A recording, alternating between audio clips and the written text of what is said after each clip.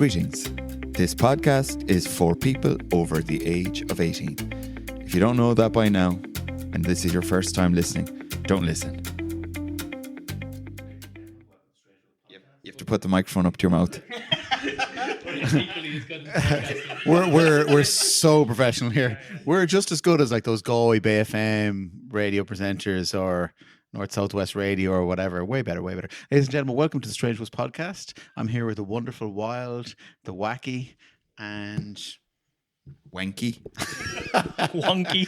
in no particular order, we've got Tom, Darren, Marcus, John, and Les. Decide for yourself who you think is which. What are we kicking off with? Let's talk about a song. Marcus, have you a song?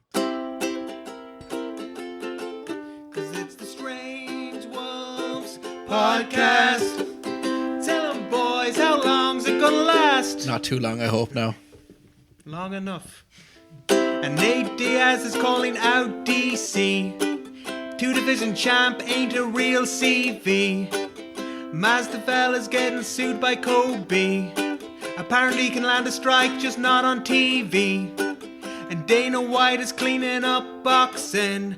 Sufa signed a Sky deal and Conor Ben. It's all out stocking up weapons, but it don't matter cause Eddie Hearn don't fight fair when he box. He's gonna manage your English Cyclops. Tom Aspinall, you know, the one who's managed by his pops. So co-manages a more accurate description. The UK has a proud tradition of UFC fighters with impaired vision. Shout out to Michael Bisping. But Tom's more than a fighter with bomb eyes. He's a trailblazer. The first Brit to surrender to a French guy. So, salut. Au revoir, bonjour, mon amour, je ne sais quoi, anglais du fromage, UFC, I got a E in pass French. Il faut cultiver ton jardin. Sacre bleu. With that accent? Oh, wrong mic. Thank you. You're going to think that was Marcus who said that now. It's got all the filter on for me. Ah, that was great, man. Cordon bleu, etc. That was absolutely wonderful. Yes. What was the Dexter reference? Dexter had an episode, a cartoon, Dexter, if you're familiar with that. Don't know if you are. Dexter's Laboratory. Laboratory. Yeah. But he wanted to learn French and he put a record on at night so he could learn it in his sleep. But the record was stuck on just enflé du fromage. Enflé du fromage. And that's all he could say. So that's the one bit of French I learned. What does it mean? Something to do with cheese. I don't know. But I do know enflé du fromage. Yeah. Can I see your cheese? No. Au revoir. Yeah. You know, you never ask a woman her age or a Frenchman, can you see his cheese? That's just, you know, polite society, Tom. Or a French woman the age of her cheese? Ooh, I love the way you rhymed vision with Bisping. That was amazing. It's good, yeah. It's one of my probably biggest successes in the songwriting space. You know, how I ran the rhyme of description, tradition, vision, and Bisping. It's a masterclass. Yeah. Well, thanks for that. So I wonder what we'll talk about now. Why don't you? Why are you looking at me, dickhead? Just the silence there. It was worth it just for the silence. So come here. The first thing that I'd like to address is Jiri Prochazka voices. Is it Usberg? What's the name of the guy Carlos who fought? Ulberg. Ulberg, sorry, having a blank there. What did you think of that? So, how it went down, just so everybody's aware, Jiri Prochazka is having a daughter, not himself, obviously his missus is. Breaking. So, no, but this plays into the narrative of the fight. So, essentially, Carlos Ulberg, they're kind of throwing down, scrapping. Jiri's one to get hit. And somehow Jiri stands on Carlos's foot while he throws a strike, and essentially Carlos mangles his ACL. During the fight, he continues to fight. Jiri gives him sympathy. He's kicking the leg pretty fucking hard, but still gives him a bit of sympathy. Doesn't finish the fight, and then falls into Carlos's check left or right hook and gets knocked out and loses the title. I do feel like you could see that there was an indecision or a moment of, empathy, sympathy, whatever. Like it was, from my opinion, quite visible that he was standoffish, whereas maybe him from 2 years ago would have absolutely mangled your man. And in fairness, that was his job, that he needed to go in and finish that dude. And if he had finished him with leg kicks, we would all be lauding that win as a very clever win, bit brutal, bit merciless. And I think that will be a big regret of his life. You feel like the pregnancy added to his empathy? I don't know what it was. Was she in the cage? Is that what you're referring to? I do feel like it was a genuine thing that you could see he was feeling sorry for the dude and almost standing off as if to kind of give him an extra minute or two before he finished him off. It was Prochazka's wife who was having the baby, wasn't it? At the same time. I think very close to the fight, but not in the cage at that time. Yeah, no, I get you. Hold my hand in between rounds. But you're saying though that his paternal instincts were kind of in overdrive. I guess that's what the community, like the MMA community, that's the narrative I've read. That's what the medics told him when he woke up. That's the narrative that I've seen going, is that maybe it made him a little bit soft that he's going down this route, because before he was this cold samurai figure, now he's going into fatherhood. I'm sorry. Both alerts gone off there. He's always been a bit of an idiot who fights with his hands down and has got classically knocked out. Nothing changed. I know. I do feel like there was.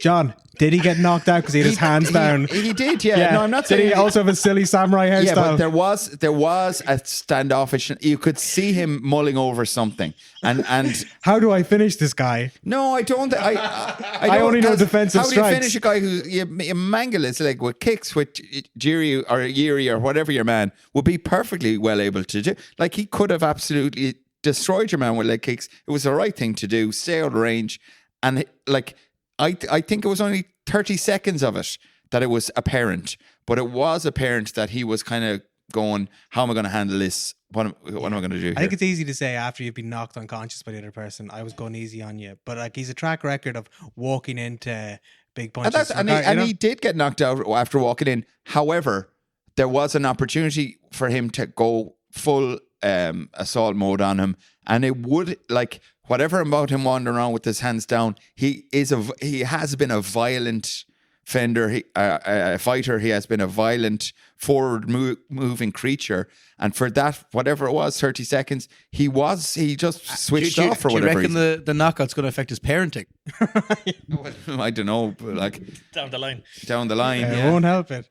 And I was like, I hold my hand. No, I'm going to keep it up here. I can't remember how he got knocked out, but I'm assuming he was moving forward, getting with his hands. Man hit him with a left hook. Yeah. It was a check left hook, but he was hesitating in that pocket. But he kind of does that. He kind of backs out. It's his style. That's how he loses all his fights. I had a 6-5 parlay on that fight, and that was the last one. And you can imagine my face at 5 o'clock in the morning. This fucking idiot is getting knocked out. I was like, "You fucking worker!" But all he had to do was wait to the end of the round. He didn't have to do anything. He didn't have to engage with him. He could run around the ring in circles. The fight would have been stopped. But that wasn't going to be an option. He wasn't going to do that. But what he should have done was engage in a way that was, a good idea. What's a good idea? Absolutely destroy that leg or destroy the other leg. Make it into a highlight reel leg kick finish, which is always fun to watch.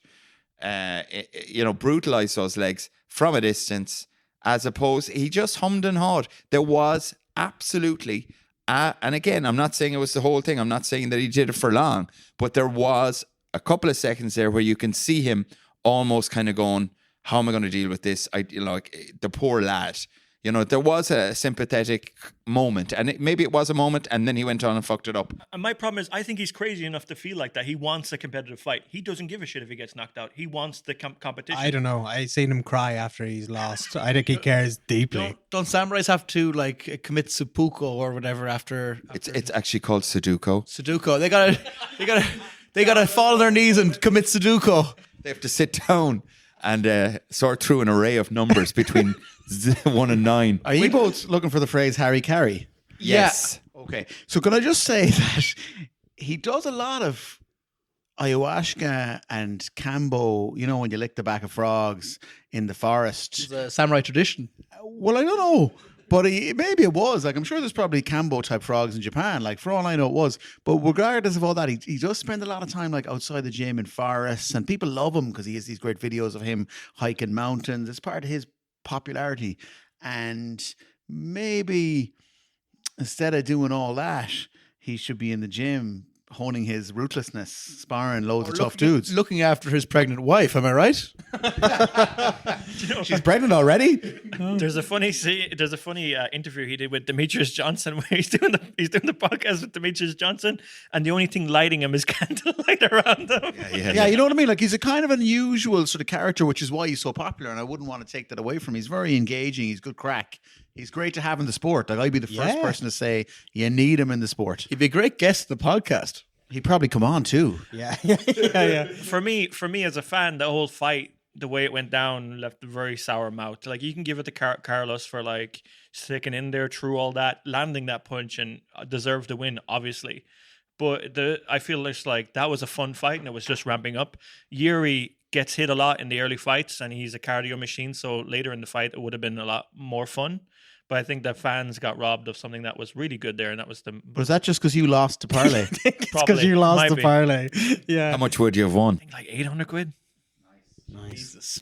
It's I think it was a really big, like, viral moment and talking point. A lot of people were talking about the knockout, so I think for that it's going to stick in people's mind. I don't think it was off the level of Pat Barry and Crow Cop, where they was, you know, anyone who doesn't know that fight, Pat Barry, memory serves, was maybe winning the fight, and then because he was his idol, Crow Cop gave him a hug during the fight, and then Crow Cop fucking later on would rear naked choke him, you know. And wasn't Pat Barry in one of those as well against Czech Congo?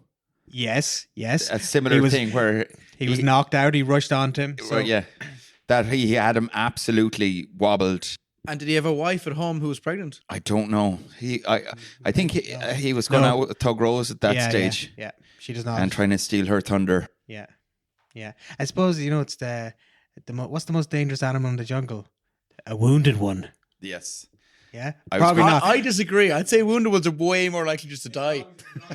It's a bit of a philosophical question there, Marcus. Yeah, I think it's my sort of second favorite Prochazka fight, although it was a viral moment. My first favorite fight of his is him against Glover Teixeira, where it was back and forth, and it looked like Teixeira was gonna lose, and you know, looked like, and then you know, it was just mayhem. Do you remember that fight? Yeah, I don't remember that one. That was crazy. It's just a mess. Yeah. It's just a mess. It was such a messy fight. I really enjoyed it. Yeah. It was. And that's the thing about Prochazka. Like, looking back, was that fight a mess because, like, Prochazka has a maybe poor sort of set of fight IQ skills in there, or strategies? Yeah, and I think as well, like, just underestimating Glover at that stage in his career, because Glover still had it, you know, to some extent. Yeah, Glover, the wrong side of 40, having his unbelievable run. Like, it was just, and was no longer a striker, was using his grappling, you know, to stay out of the striking exchanges. So at that part of his career, having the kind of fight he had with him now, I think would disqualify you from GOAT status. You know, you're not, the poor fight IQ, I think, was on show. Yeah. But Jiri Prochazka will make a lot of money. The UFC now should be giving him a pay rise, because the internet is abuzz with this stuff. Well, you heard it there. Darren said he's got his house is lit by candles. He's got no money. Do you think authentic samurai swords are cheap, Ferry? I'll tell you something. They are not, and those lads only take cash. So The best toads cost money. yeah, absolutely. Toads ain't cheap. Just ask Conor McGregor. Yeah. He's a man who I'd say significantly overpaid for his toad. You know. What happened to Conor McGregor and the Toad now for me? For the casual fan. There's a facility in Mexico that you can go in and take ibogaine and essentially lick a toad and you change your life, and that's what Conor McGregor did. Now We talked about this. we did. Yeah, we did talk this, about my it. You were first sitting podcast beside there. Darren.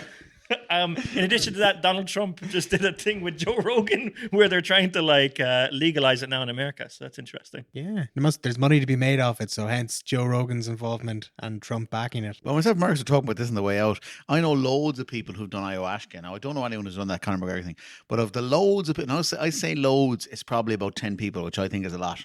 And out of the 10 people, not a single one of them, God bless them, and I love them all, and they're all wonderful people, not one of them has in any meaningful way changed their life since they did ayahuasca. And I'd say that to their face, even though they'd be like, no, it totally changed my life, man. And I'd be like, well, give me a tangible example of how it has. There's one athlete that has done ayahuasca and changed, and Deontay Wilder did ayahuasca and then he lost his mean streak. He tried to bring it back for that Derek Chisora fight, but he lost that after. Again, Oh, yeah. I don't know.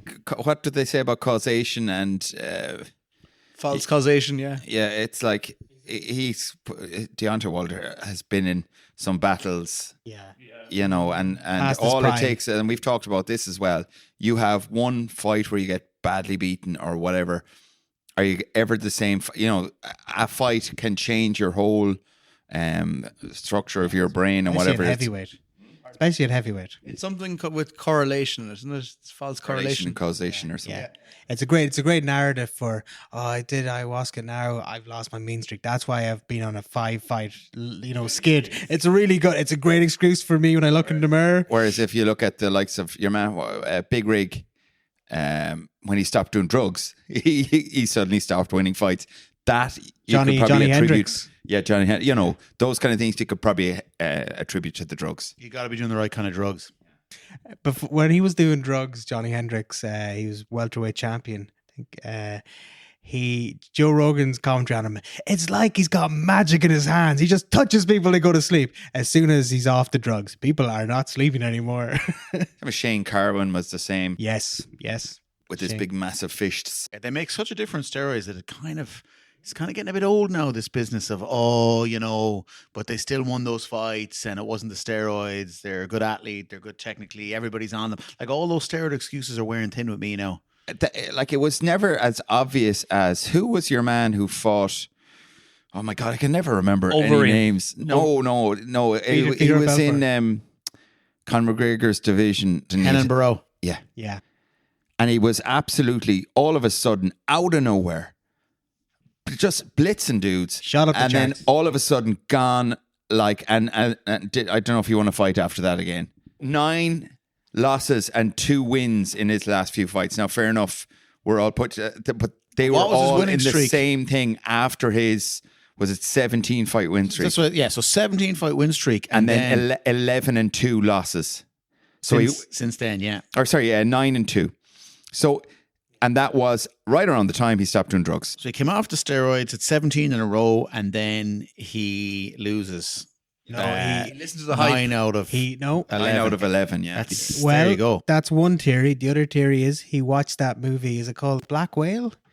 It's that documentary on SeaWorld and the cruelty of captivity of animals, and he developed such empathy watching that. He could no longer go in and compete in the cage and like trans people, and that's. Have you Yeah, you have a point there. have you been taking Surely. ayahuasca, Mark? But Marcus, surely they're called killer whales. But surely empathy will give you an advantage in the ring as well, because you have to think, And also, you have to kind of feel out if you're hurting a person and where they're hurt and stuff. So empathy can be used for evil as well as good. you make a very good point, Tom? Great Very good empathy. point. Use it all the time for evil, Tom. Yeah. You know, Or If you're for fighting. If you're hunting a deer, you need to empathize with the deer to know Yeah. where it's going to end up Yeah. before you spear it. Clip clop, clip clop, clip clop. Yeah. That's me empathizing with a deer. So yeah, those killer whale trainers were asking for it, man. Oh yeah, look, I'm neutral when it comes to that. I'm not saying, was it the trainers or the whale who were in the wrong. I'm staying out of it. That way I can go back to SeaWorld, which is what it's all And you can about. also hang out with killer whales I can also in the wild. have a killer time with the whales. Absolutely. yeah. Yeah. Or orcas. Orcas. They've tried to rebrand them as orcas now. I'm Yeah. not buying it. Yeah. Orcas. That's a branding Orchid nightmare. sounds like a plant, doesn't it? It sounds like an orchid. It does. Yeah. It does. Yeah. It's nice, pleasant, kind of smells nice. Yeah. Not killer whales. Like orcs. I as think well, it was called though. blackfish, was it? Which Black- is black weird whale, black- when you consider they're not actually fish. So it's, again, propaganda. Yeah. Are they mammals? Yes, sir. Wow. You learn something new every podcast. Yeah. Do you know that they're the only mammals that have an extra part of their tail that represents toes? So there's little. I'm only joking. I just You made can it lick up. them. Like Everyone's totally making weird shit up. That Now. was amazing. I heard that Conor How McGregor dare licked you. that, and that's what. It was like nubbin Killer whale toe. toe. I don't know anything about killer whales. So speaking of, killer whales. Although you have freed Willie.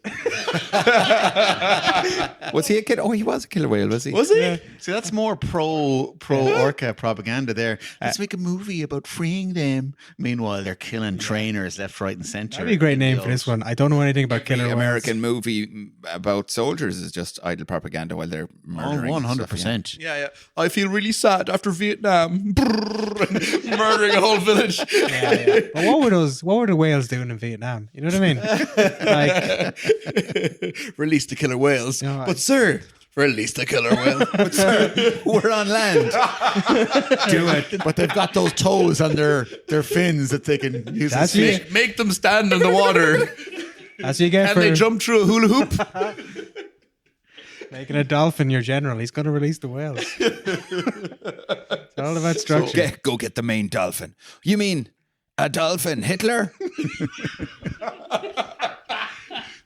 We've just With lost Steven one of ourselves. Seagal. It's coming to cinemas near Dolphin. you. Oh, wow. Can we Wow. talk about the White House or the Netflix card at some stage?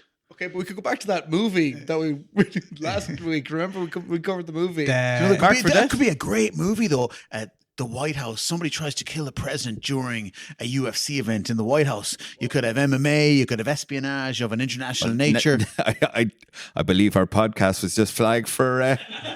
So, yeah, none of us should go to America for the Said next movie. Obviously, Fictional. the president wins. Of course. And, like, you the know, good guys. The good guys win, you mean? Yeah. Do you know that they're giving away the tickets for the 80,000 people in the lawn? They give away those tickets for free. So But it's not going to have 80,000 How are they people going to watch fit it. 80,000 people in there? No way. You couldn't. You The guy who couldn't. cuts that grass, like a lawn worth 80,000. Sure, it'll only people. fit, like, off the top of my head, no. 6,000 people. Yeah, but inside the lawn, inside the White House it will, but outside they're doing another event Oh, where okay. people can Oh, on watch it screens. in the lawn. Oh, sorry. Yeah. On screens. Oh, yeah. So people can get tickets for those for free. So Oh, it's gonna be sorry. 80,000 Sorry, I'm with you. people. Yeah. Yeah, justifies it. So that card makes sense now. Well, it's a weird card because I don't know what they were doing. Maybe they were trying to save the few pennies because apparently they're not going to make much money on it. But I would have had, if I was them, I would have made up a rake of fake titles. Like, so for example, I was thinking about this. What's his name? Colby Covington, right? Get him to fight Bo Nickel and you call it American Heartland. That's what you call the title. You know, it's a title for the hearts and minds of the American people. You know what I mean? So I think we should break down. I'll give the card because it's quite short, so everybody gets context. Just so before I'll you start from the- just before you do the card, I just say obviously that belt, as everyone's picturing it, has a white strap instead of a black leather one. Sweet. Yeah, just And it has to have the flag. The flag. A white picket strap. Marcus, it's red, white, and blue with stars. That's the strap. an eagle Yeah. brings it down. Oh, sweet. a dry eye in the house. So this is the main card, I believe. So the first fight of the night on the main card will be Diego Lopez, a Mexican, versus Steve Garcia, who I believe also is Mexican. That's a tough fight because if Ice are around, he's watching his back. You know It what I could mean? be the title could be like Best Mexican American. You know what I mean? You could play that like, and Yeah, you could yeah. play to the that Or audience. whoever loses gets deported. Nice, Yeah. nice. Stipulation. Venezuela, not even Mexico. Twist. And then we got the All-American bout between Bo Nickel and Kyle Dawkis. Who's Kyle Dawkins? Kyle Dawkis is a police officer, actually. cool. So he's pretty good. He had a brother in the UFC as well. I don't know too much about Kyle Dawkis, but I believe he's mostly a submission guy. Thank you for your service, Kyle Dawkins. He had been in charge of payroll, but he got in trouble because people are always like, "Hey man, you're always trying to talk us wages." He was kind of too conscientious. Yeah. He was too submissive. You got there before I did. Oh yeah. And it seems like they roofied Michael Chandler because they give him Mauricio Rufy instead of Conor McGregor. Oh, poor Michael Chandler. Poor Michael I Chandler. don't know That's who awful. Rufy is either. He's a knockout. He's a guy who knocks people out with You spinning need to stuff. look at Mauricio Rufy because he's very much he stands the same style as Conor. To be honest with you, very stylistically looking the same as Conor in stand up, but way Yeah, he better. does. Very, very Do you good. think they're going to try to do like an AI and just put Connor's face on him and say he fought? I think they could do that. They could get away with it. Yeah, because they're doing a lot of that in movies Who now. would he fight against though? No, he'd Never fight seen Mauricio Rufy. All I your might man, is wife. No, the short lad that he was supposed to fight. Knocked out some Chandler. dude with a spinning back kick. just Chandler recently. Bing. Yeah, just When's the last time he fought? They'd say it was Connor. He could fight all the friends. I know. As I said, we're professional, just like those Galway Bay FM radio people. Galway. And now the death notices. So who else? Who next? So then we have the great Irishman Sean O'Malley versus Eamon Zahabi, which is Sean O'Malley. Sugar Sean. Sugar Sean. Sugar Sorry. Sean. I got confused Got you with. with Sorry, continue. So versus Eamon Zahabi, who trains out of TriStar in Canada, which Is that Veras's brother? I believe so, yeah. And he trains with GSP. Oh, it is his brother. Again, there you go. Yeah. So Sean is trying to make a run for the title now, which is interesting because you could have Sean versus Peter Yan after this. Marab obviously broke his nose recently and is not getting it repaired. So that kind of is a title contender. What's the logic behind that?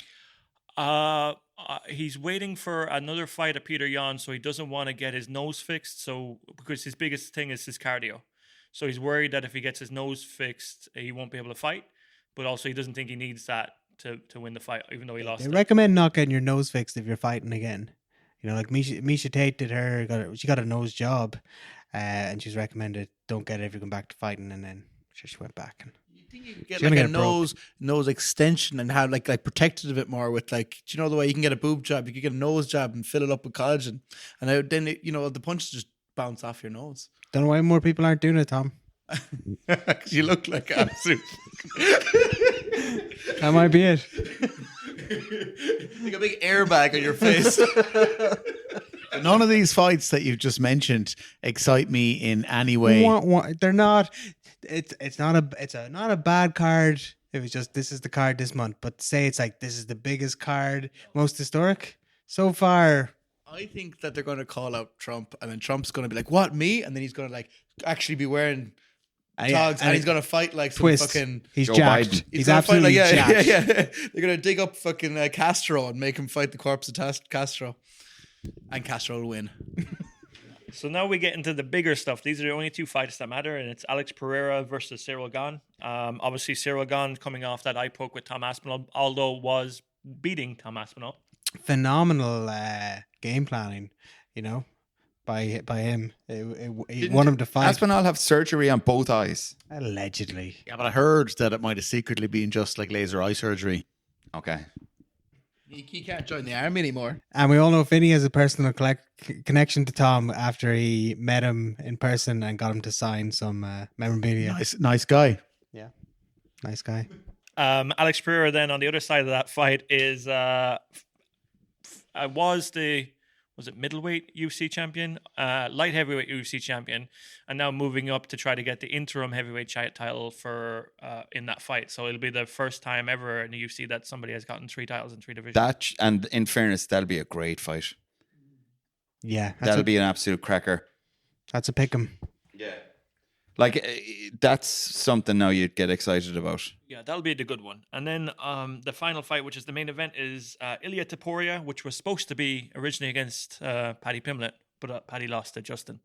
So now you got Ilia Topuria versus Justin Gaethje, which, I mean, I don't know, it's going to be a very competitive fight. Justin obviously can stay in there, but Ilia has power that is going to... It's a shame in some ways that Pimblett isn't on that card because he's borderline all the time being a megastar.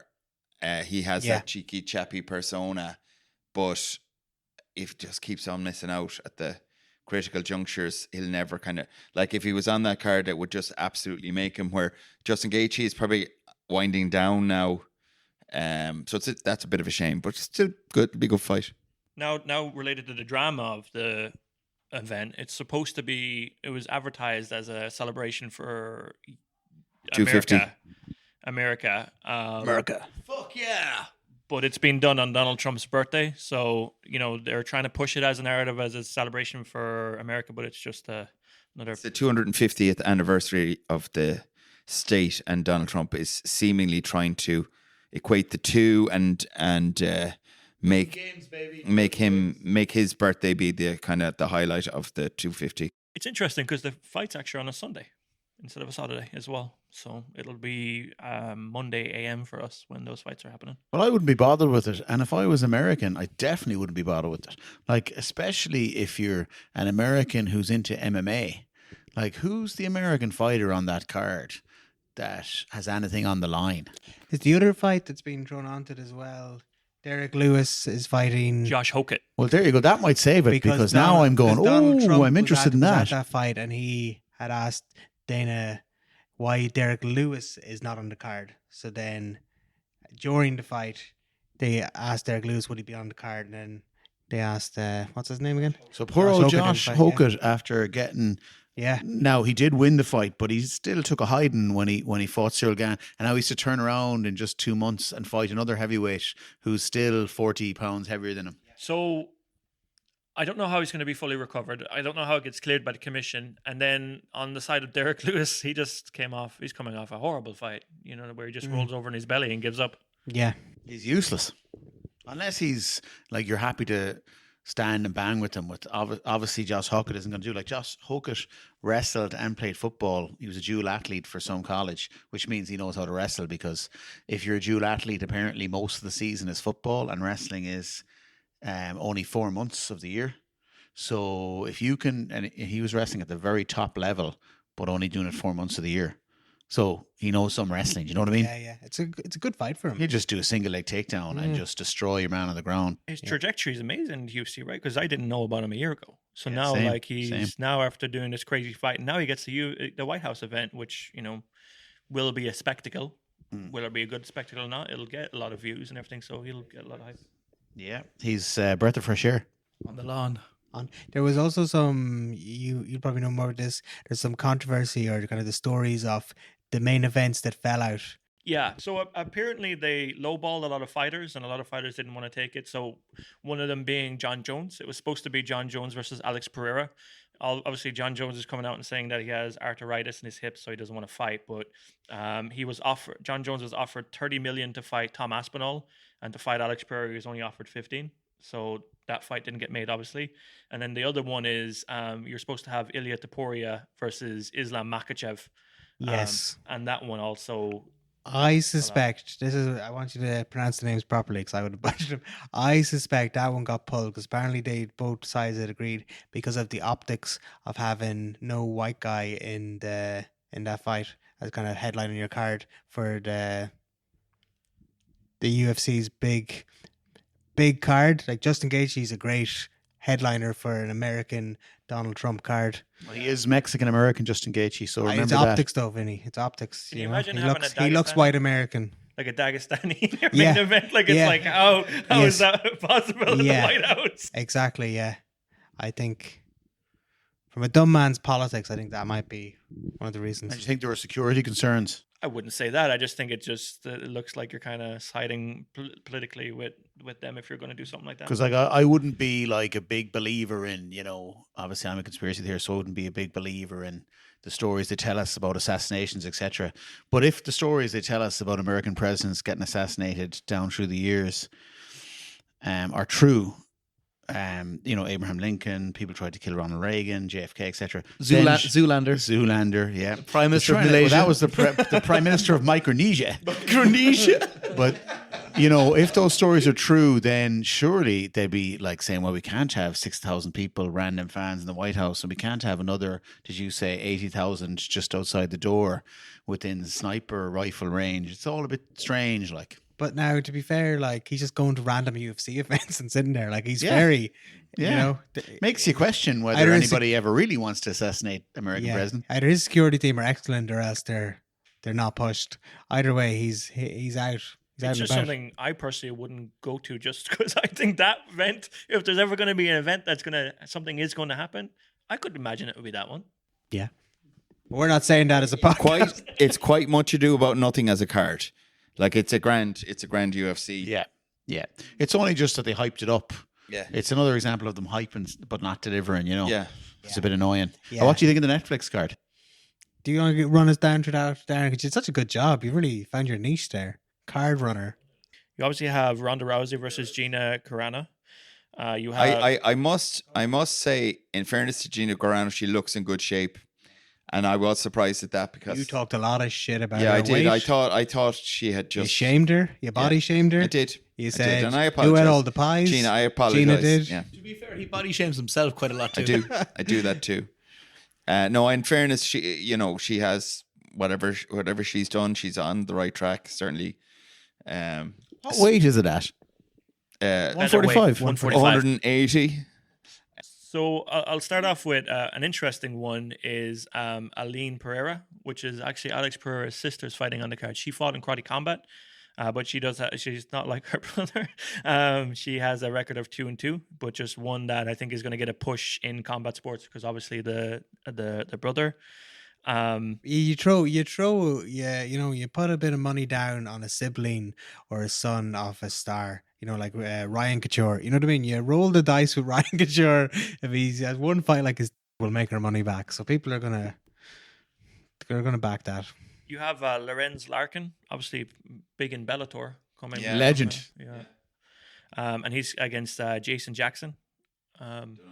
He was a Bellator guy as well, but not too good. I think he won 5 in a row. That's why they're calling him Jackson 5.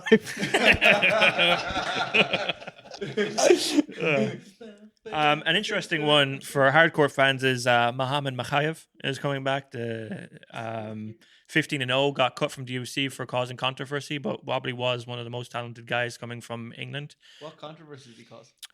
He just was really bad during contract negotiations and caused fights during fight week, so they got rid of him. Oh yeah, I remember that. Remember he had a bit of a tiff with Manuel Cap, and I think Manuel Cap may have started in the PFP, the Performance Institute, whatever that's called. But Makhayev wasn't happy because he had a fight that week and Cap didn't. So then he wanted to get Cap back at some stage. But he tried and he failed at some other event to get him. So then Cap had a fight, and I think they both had a fight the next time they met. And Makhayev said, we'll put the past behind us and come over here and we'll take a picture together and we'll show everyone that we're friends and there's no bad feelings between us, two Muslim brothers or whatever. And pose for the picture, and then after he posed for the picture, assaulted Emmanuel Cap, like Judased him, as they say in Galway. But people were very annoyed about it because it was done in such a sly way. And that night, anyway, both fighters ended up. I don't know about Cap, I can't remember, but Makhayev ended up having a really boring fight because he was carrying some sort of injury after his altercation with Cap.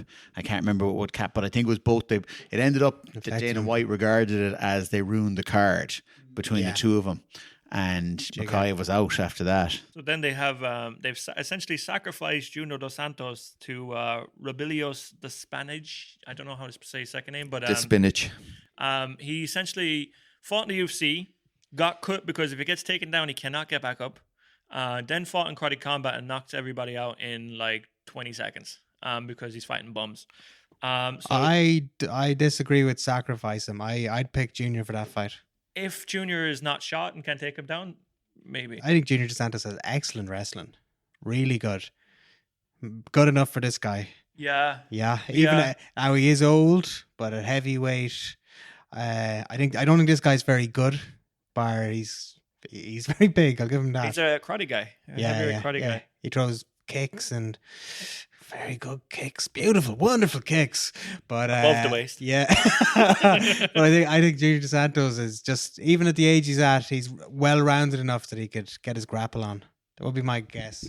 And then moving into the big ones, obviously we have Nate Diaz versus Mike Perry, the King of Violence from BKFC. For the long-term brain Are damage low kicks certainty. allowed in this fight? Yeah, it's MMA. Because if Mike Perry wants to win, all he has to do is low kick Nate Diaz for 2 rounds. But he probably won't because he's Mike Perry. He Mike probably Perry's wants to going punch to go him in in the face. with his hands down and just start scrapping. That's kind of what he's going to do. I think Mike Perry, even though he was fighting at welterweight. Who's if I'm his correct, corner again, Mike in Perry? his girlfriend, fiance. You know? Class. That's why he's got so much empathy in there. He's got killer empathy. I'm pregnant. Yeah. He's got the empathy of a deer hunter. I always thought it was Kevin. Do you remember Kevin and Perry? All I want to do is do it and win. Where was I on that? But Yeah. So Nate will win that in round 3 with points. Perry's good. You know, like he was good at it. Like he's well-rounded at MMA, decent defensive wrestling, decent striking. so much mileage. Yeah, but it hasn't caught him yet. Like he fought Jeremy Stevenson there in PKFC a few months ago in 5 rounds Imagine. of Like Jeremy slap- Stevenson is like something out of The Mummy. Do you know, it's like the mummy gets out of the thing and Jeremy Stevens there is like, hey mummy, it's like, hey Jeremy. Yeah. Like he's Jeremy Stevens, like he did his thing and whatever, but God, that guy has been through some wars and Yeah. you know. He's not taking the same. Maybe he's not taking the same impact in the bare knuckle. He's taking a lot more cuts, but he's probably not taking as much. Maybe I'm wrong on that, as you would be with the gloves. Yeah, it'll be an interesting fight. Obviously, Nate will have a massive height and reach advantage. But like Perry's weight class was like he was a proper welterweight as opposed to Nate. But will Mike Perry do the strategic thing and mix in some low kicks to negate the reach advantage of Diaz and the fact that Diaz is known not to be able to defend them? No, he won't. Mike Perry will just have the crack in there and throw bombs, and Nate will demolish him And he's with right jabs. for it. He's right for it. You Yeah, know? maybe you he have to is. enjoy what you do. You got to enjoy what you do. You got to enjoy it. It's not work if you enjoy it, Tom. Yeah, I think he'll probably go in and he'll hit Nate, and Nate won't be able to take the punishment he used to be able to take, and he might shock people and TKO him. That's what I predict. Yeah, I think Perry's fresh. He's not fresh, but it's fresh and like he's still compete- training. he's Still competing. competing. He's still active. Nate's not doing When anything. Nate's Just smoking last joint. fight was the boxing fight, where he was, and before that was probably Leon Edwards, was it? I don't like the way as well Nate tells himself he's won all these fights. Yeah, because he's clearly losing. like it's great to be delusional to a certain extent in MMA because you wouldn't be getting in the cage in the first place if you weren't delusional. But like you gotta adjust when you take losses and realize, oh, actually, I should add this to my game or add that to my game. Otherwise, there's no point in being a canny veteran. Like, how is Nate Diaz now any better than he was 10 years I ago? probably should run another triathlon. I think that was the problem. And smoke more weed. Yeah. Who's Linz? Philip Linz. Felipe? Who's he? I think he's He's from fighting against Ngannou. I think he's from PFL. He's the sacrifice to Ngannou, I'm Yeah, afraid. he fought at light heavyweight in the UFC. Yes. So it's like, let's get someone who's not a true heavyweight and put him with the biggest heavyweight of all time. Classic matchmaking. But I don't know if Ngannou, like, I mean, he looked good in his PFL fight, the one PFL fight, but he's not doing anything really, is he? Like, no, but he never did anything. Like he didn't have much. He was just an impossibly big man who knew just enough. And if he hit you, that was kind of it. And that'll still be the case. it's a crazy development when he learned how to sprawl. Yeah, like that was like he wasn't, he's not submitting guys. I say he doesn't have a guard, of any. It's just really big. Is this card on the same day as the UFC? No. No, this is on the 16th of May. All right, okay. Well, I'm Ngannou- saying the UFC card isn't that much better than this. Like they're both Exactly. much of a muchness. Yeah. Like I'm not saying this card is a particularly great card by any means, but Will Ngannou bring in the casual fan? No. It'd bring me in, but I'm probably not going to stay and watch the whole thing. It might have before. I've downloaded it legally. Before he got knocked out by Joshua. I think he was when he had the draw or the mystique. Yeah, just about lost to Tyson Fury. I think his stock was really high, but then once he got fucking sniped in 2 rounds or was it 1 round, that's the casual fan will have forgotten him. Would be my.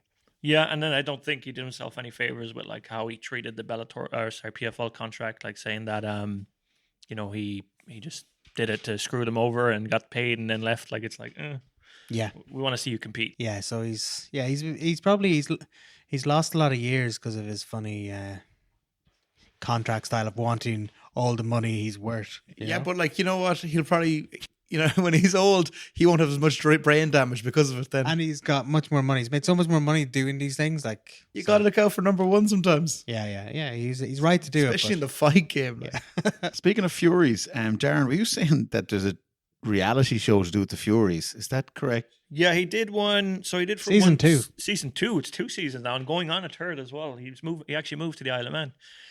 So season 1 essentially was the build up to the Usyk fight, maybe the second fight, where he goes from trying to I'm retiring to I'm not retiring to everything else, and then it's just essentially keeping up with the Furies. Is it good?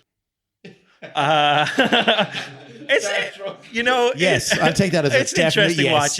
It's an interesting dynamic of seeing their lifestyle, seeing how he trains, seeing realistically what's portrayed anyway with his mental health. I like his wife. She seems like a intelligent, strong type of personality. I like her. I saw her in an interview once. Yeah, I mean he has 8 kids, so that keeps him busy. I think the wife just keeps the house together while he goes crazy. The goal of a lot of the sons is to be a boxer. The goal of a lot of the women is to either live a private life or be an influencer. And then you also have the mix of Tommy Fury in there, which is Tyson's brother from Love Island that is with Molly May. Isn't he fighting your man, that World's Strongest Man guy? Is he? Eddie Hall. Eddie Hall. I think Is they're he? fi- I Oh, think he they're- might be. I think they are fighting. I heard that, all right, yeah. Because I spoke to Finney about this when I went to a big rant on how I would beat up Eddie Hall, and I stand by that. So if you're listening, Eddie, Tommy spent 20 minutes explaining to me how he beat Eddie Hall in a fight. So the comparison I'm not going to give you convinced. is I saw Bas Rutten training with Hafthor, which is another heavy man. The mountain. The Mountain from Yeah. Game of Thrones, and doing Didn't say I pad work beat with him. him. And I also saw him doing grappling with him. yeah. And even though he has no technique, once he lied on top of him, he couldn't get him up anymore. He's too big. He's too big. Like he's a meat mountain. He's an absolute lump of a human, and he'd be like budging him, moving him would be. You'd need a tractor and You trailer. might be able to leg kick him to death from the outside. I think I just beat him with stand up. I wouldn't even need to go to the ground with him. His stand up shocking. And if I got to the ground, happy days, a cheeky bonus. But yeah, absolutely. I'd probably just keep it Do you know stand-up. what? Let's book it. Book Let's it. fucking. So no one here, just for the viewers at home, Agrees no to one it. here raised their hand to agree with Marcus that he could beat Eddie Hall in a fight. It's not that we don't love you, Marcus, and back you at every corner. That's okay. No, I agreed with him I when he don't think told me he'd this beat one-on-one, Eddie of course. I was like, yes, Marcus, you would beat him. Yes, of course. I don't think he'd beat Eddie Izzard. Eastern's good. Yeah. He's ran Funny, marathons. comedy games on point. Yeah, no, I stand over that. I would absolutely maul him. It wouldn't even be. Like I'd watch that fight. Yeah. Oh, we'd all watch the fight. Now, give me a camp as well. Also, we'd have to discuss, if we're doing this properly, we'd have to discuss, am I going on performance enhancing drugs, or is he coming off them? Or what are we doing? Is it like a catch weight that I can do So some? now you've got contingency. Outside the coffee shop, it was all, I'll beat Eddie Hall. And there No, was these are if two buts. separate narratives. One, if it's like a paid event, I'm doing it that way. But if he's just coming into the gym, then I will fight him. Okay. No bother. Yeah. That's no bother. Okay. You know what I mean? Where Okay. he's not I'm going with to you. get hurt because there's soft mats. You know? That's very considerate of you. Ah, look, he Yeah. makes his living talking shit. Yeah, you're sounding a bit like Jiri Prochazka now, a bit too merciful.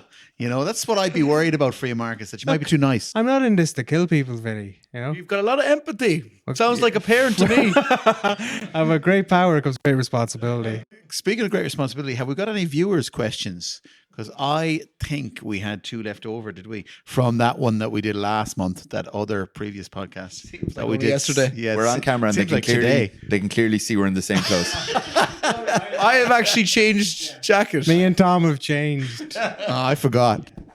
He just looked like he wear the same clothes each time. You kind of do, though. Amateur. Oh.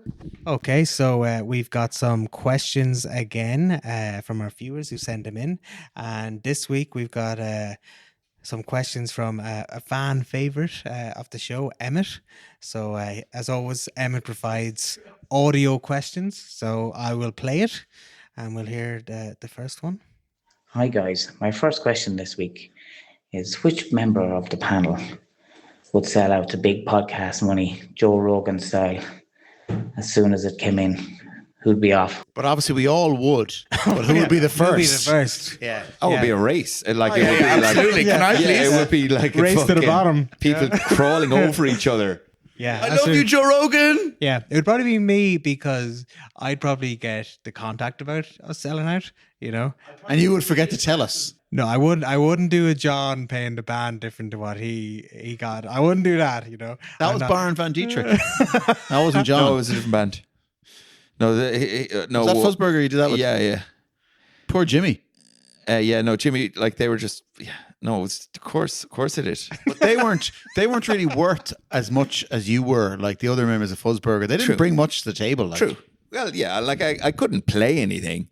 So they were the musical ones. Well, no, not Of the really that band. either. Well, all Jimmy did was like stand at the front and sing and play the guitar. And- That's yeah, all I yeah, remember. yeah. No, And look really good and So attract what- all the female fans. So what did John do? I was the babysitter. I was the fucking babysitter. And about time babysitters are getting paid. Do you know what I mean? And I was the person who organized the gigs and got handed That's the who money. makes the money in music. Like it's the managers, isn't it? Yeah. So They learned a valuable lesson. You taught them a valuable lesson But early in life. They probably didn't know about it until now. They just learned a valuable lesson about you. Yeah. Now, okay, it's 30 years too late, but you know. Yeah, where are the receipts? Okay, so any other questions? Yeah, I think I've. Hi guys, I'd like to know what's the biggest height you've ever fallen from? Suicide attempts don't count. I'm starting to love Emmett. Emmett would like to know what is the biggest height anyone here has ever fallen from. Literally, what's the biggest height, or maybe figuratively, a fall from grace, like your bandmates find out you're not paying them the same as the I think promoter. John has won this one already. Yeah. Oh, I regret nothing. Like, Yeah. what's the biggest height I've ever fallen from? I suppose the fall from youthful exuberance to, I'm nearly 50, and realizing the slow pass or the quick passage of time. The Thomas Kinsella poem right here, right here. I went, I don't know how high it was, but it was quite a long distance I fell when I was 17. And I was cycling my bike downhill, and the front wheel had a quick release and it came off on a pothole. And I remember just... Is that what's wrong That's with your what the face? scars on my face are from. Oh, yeah. Yeah, they actually are. Oh, I didn't know you had scars on your face. I was There just you talking go. about your Now you face. look like a dickhead, yeah. So anyway, I went flying through the air, and I just remember as I'm flying through the air, looking back, and I see the bike is following me behind me, and the wheel is flowing in front, and then I hit the ground, and the bike hit me, and I was knocked unconscious. So that's the only time I've been unconscious, Eddie Hall, if you're listening. That's kind of power you need to hit me with. And then I woke up and walked back. Eddie Holland. I'd say Eddie Holland would He's be like fuming. a fair clip of a bike. He is fucking fuming right now. No, it was the impact of hitting my face off the ground, I'd say, that knocked me out. It was the bike hitting me was probably like when Dan Henderson hit the second shot to Michael Bisping. You know what I mean? That was just, I'm unconscious already. That was just a little taste for, riding me so hard. So that's probably my story. I don't know if I have one. I just fell down the stairs once, and every step it was like the Eddie Murphy raw skit where you go. Every step I was going down, and I was looking up at the ceiling, writing it down, and then I was just on the ground and bruises all over my body. When I was a kid, I fell from a tree in Cool Park. I climbed up pretty hard. I was pretty good at climbing trees. So I climbed really high, and then I was kind of, do you know the way koalas kind of climb trees?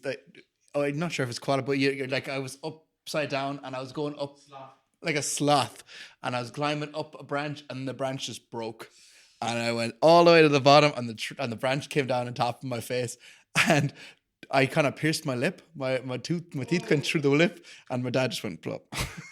But I was fine. No damage. No damage. Good man. Well, they damaged the tree. Did you feel safe when you were, before the branch broke? I felt so safe. I felt invincible, yeah. It's weird because there's this thing called forest schools. I don't know if you've heard about it. You've heard about it. And kids in the Scandinavian countries mainly get to roam around the forest with a knife. I think they might not give them the knife till they're like 10 or whatever. But the idea is that they be exposed to a certain amount of risk and danger, and it has to be unsupervised. And they have to resolve their own issues throughout the day. I was a Waldmeister in Berlin. I had to bring the kids in. I was in for Nienery for the kindergartens, I was the person who brought the kids into the forest and showed them how to do the stuff. You know what I'm talking about? Yeah. So you know the way in forest schools, like you kind of see the videos. You see like there's a kid like halfway up a giant tree. You know the way in Scandinavia the trees they're not messing around. They're tall, and the kid is up there and it's blowing around the wind. And the supervisor is like a real chilled out dude. It's generally dudes in these videos of how to do forest schools. And the cameraman's shaking because he's so nervous about the kid falling from the tree to certain death. And the cool chilled out. I've actually seen this in a video. The cool chilled out, school teacher or whatever is going, "Do you feel safe up there? Such and such." And the kid is like, "Yes." And then he's like, "You see, he feels safe. It's fine." You're kind of going, "Yeah, but That doesn't mean he is safe. Yeah, he's 8. You know what I mean? Of course he feels safe. No, we didn't do any of that. We just kind of built shelters and looked at birds. They must have climbed trees though. No, they didn't climb trees. No, they collected sticks and they identified. The Germans, but it though, was kindergarten. The Germans though. wouldn't be doing it right. It was. Now, as interesting as stories it is, I think it might be lost on the listeners because all they would be picturing is Tom, like the panpiper, leading children into the forest. I thought I couldn't get that out of my head. Welcome, I'm the Waldmeister. Come with me. Those kids aren't coming back, right? Oh, Yeah, it's big like, time. put your flute away, Tom. The earlier it was a in real- Ireland do want to promote like rough playing and Great. climbing trees. Yeah. I'm all for it. Great. Yeah. I'm there. I'm there for it. Now again, at some point or other, if you're letting a child up on a tree and they could die, then it's probably like not so much like. You're going to lose a few along the way, though. Yeah. If you embrace this So culture. yeah, like there's probably a certain point where the inspector might say, "Oh yeah, we love kids climbing trees," and then they come in and they're up the top of some gnarly oak. I'm sure they quite quickly changed their tune, but It's not Sparta. They don't have. Yeah. It came back to me. I have another fall from grace story. If that's okay to indulge me. Is it an actual fall or is it an ego fall? It's both. It's a double whammy. It's literal and figuratively. So it's really closes this one off. I was many years ago. I was on maybe a first or second date with a girl over in New York, and I think I'd visited her in Jersey, and the lake had frozen over and people were kind of walking on this very romantic scene. We'd had a nice date. I hadn't embarrassed myself, spoken any of my French. She was French. And then I was getting back on the bus to go Show you her cheese. that was the first date, Tom. I wasn't even talking about cheese. So we're having this nice kind of romantic goodbye, and I'm saying, I'm coming off really well in this exchange, maybe had a cheeky shift, French kiss, if you will. And I'm getting on the bus. But as I said, the lake is frozen over, snow and ice everywhere. And as I put my first foot on the step of the bus, and the bus are all pissed off because they're waiting for me to get on because we're having too long of a goodbye, I start to slip really badly. I cannot find my footing. It's comical of this. But to make it worse, as I'm falling, I start letting out farts. The slow as I slip to the ground.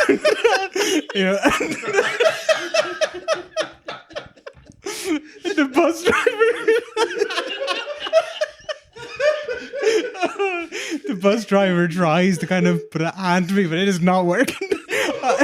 So for the finish, trying to help a brother out. For a finish, I've got two hands onto the rail and trying to pull myself up as I can't get my feet. People have come around trying to help me up, and I've let at least 6 loud farts out. And she's gone. Everyone on the bus is just looking at me with disgust. What happened to her? Sorry, is she still there? Or? I don't. Yeah. I've seen Marcus. Marcus, Oh, God. don't make a scene. how much of that did she see? I'm hoping she saw all she's of there it. for all of it. She sees everything. She's waving off the bus of it's, you know what I mean? And that's kind of the reasons where I say I can't get embarrassed, because when you go to a certain point where nothing hurts anymore, you've gone to the extreme. Do you think the farts are trying to propel you back upwards? Yeah, they were safety farts. They were just trying to give me that last bit of. That's a very enjoyable story. I'm not going to lie to you. I don't. Did you see her again after that? I did, yeah. So it didn't kind of affect It the didn't affect that, relationship. Yeah. Doesn't mean it didn't affect the relationship. Yeah. We can still be friends. It definitely changed the optics on who I was as a person. Whoa.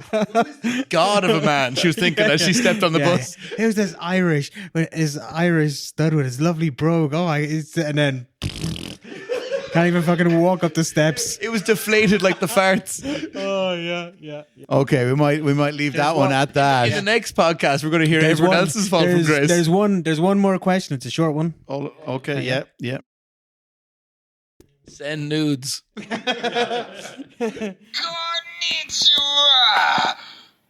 Damasan, wise man, once told me, dirty smelly hippie, down plots or South Park, give you needle tattoo with a poking method. You thought you were Yakuza? Wise man say, tattoo say, fuck police. Fuck me, fuck you. Question for podcast is, did you get any more tattoo since getting real jobber? Okay, so I think what the person is asking you, Tom, is have you tattoo since you got a job? Have you got any more tattoos? I haven't yet. No. Was that what that was? I had no idea what that question was. It didn't sound Japanese. It sounded kind of. Yeah, it was a bit French, Canadian, Japanese. Yeah. it was racist, whatever it was. Yeah. It was a bit white. Oh, he's very white. Yeah. So Tom, why haven't you gotten any more tattoos? This one was I didn't pay for this one. Like I don't. Okay. I'm not gonna go out of my way. I think that's what they're alluding to. Yeah, exactly. No, I haven't had the opportunity to get a free tattoo yet. Fair enough. There you go. Put it out there to the listeners. If anyone wants to shop and you want to sponsor Tom with the free tattoo, you can tattoo anything on him as long as it's free. Well, I'd like to see what the tattoo's going to be like before it could be say it. anything. He doesn't care. You know, it could be Condom Depot, whatever. You can put it on his back, right on my forehead. Or Tom, I'd love Tom just on my cheeks. Tom, T and M. Would you mind showing the camera there? The tattoo, is the camera on? Oh, here you go. That's the tattoo there I got. But I'd love to get T and M on my cheeks, and then just O will be my arsehole, my open gated arsehole. Man, we got it. we figured it out. Oh, sorry. So we figured out that's the listener questions, guys. Keep sending them in. They're great. They're great content. We're enjoying them, and hopefully, we've answered them to completion. That's all you can hope for. Indeed. Stay crabby. Cause it's the Strange Worlds podcast. Tell them boys how long it's gonna last. Mark is Vinny, Tom and John. Open up your app, turn it on. Strange Worlds podcast. The best toads cost money.